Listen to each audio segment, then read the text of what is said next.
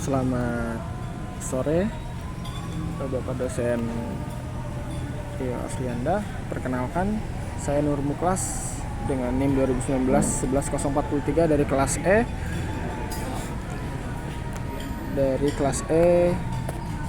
Dengan kelas operasi sistem tenaga listrik. Di sini saya akan mempresentasikan hasil PowerPoint saya dari materi ke-7 yang berjudul pelaksanaan dan pengendalian operasi.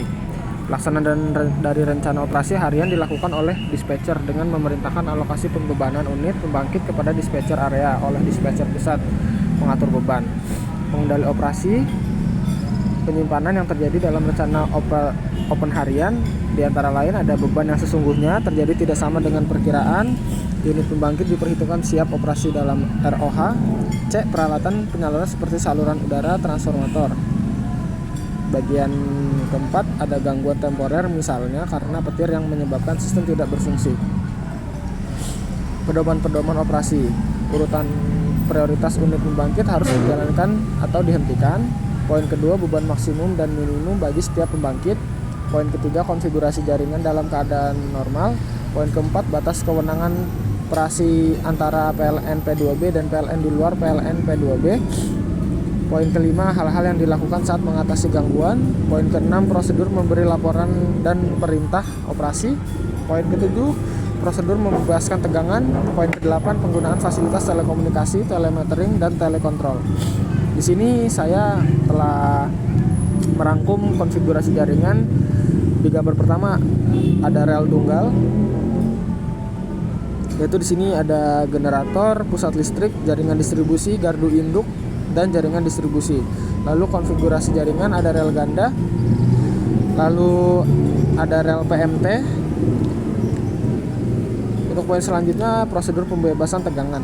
Poin pertama, mempelajari pengaruh pembebasan tegangan bagi instalasi yang direncanakan terhadap operasi sistem tenaga listrik. Poin kedua, setelah saat pembebasan tegangan ditentukan, pelajari bagaimana pembebasan tegangan harus dilaksanakan. Apabila pembebasan tegangan penghantar dilakukan dalam rangka perbaikan, maka harus ada pejabat, misalnya kepala GI, yang menyatakan bahwa pekerjaan perbaikan dapat dimulai. Identifikasi peralatan dalam sistem tenaga listrik yang besar di mana jumlah peralatan mencapai ribuan dan dipakai komputer untuk keperluan operasi.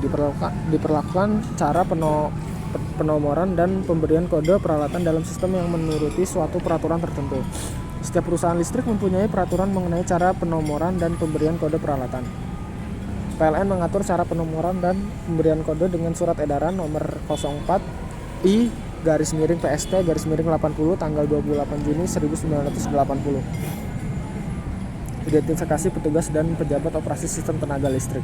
Dalam operasi sistem tenaga listrik terdapat sistem yang mempekerjakan perbaikan atau pemeliharaan. Diperlukan identifikasi yang jelas dari petugas dan pejabat yang melaksanakan langkah-langkah operasi karena menyangkut berbagai tanggung jawab. Semua perintah operasional dan laporan pelaksanaan khususnya yang menyangkut keselamatan jiwa manusia harus direkam, dicatat, tertulis.